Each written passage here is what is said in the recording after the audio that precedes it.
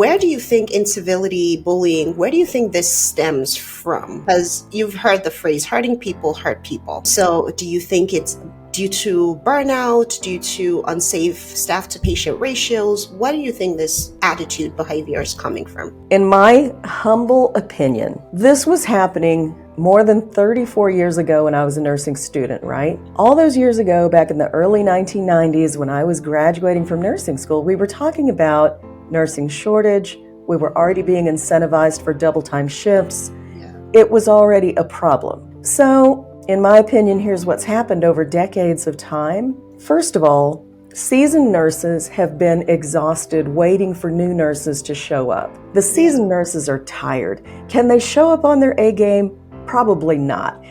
Full of patience, full of nurturing ability, all these things. They've been working short forever. Thank God you're here. Put your shoes on and run, right? So don't ask me any questions. I mean, it's the reality of the thing. But here's what happens over time. I believe that nurses have developed an almost familial-like dysfunction, almost generational familial dysfunction, right? Where I was mentored poorly and received poorly by the seasoned nurses when I was a new graduate.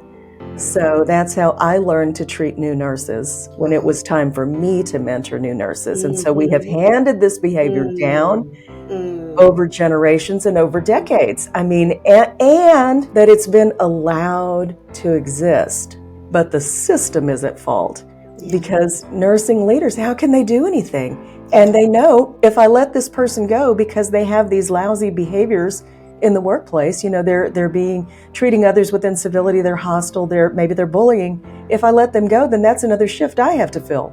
That's right. Yes, it's a persistent problem because we've never addressed it from the top down, bottom up.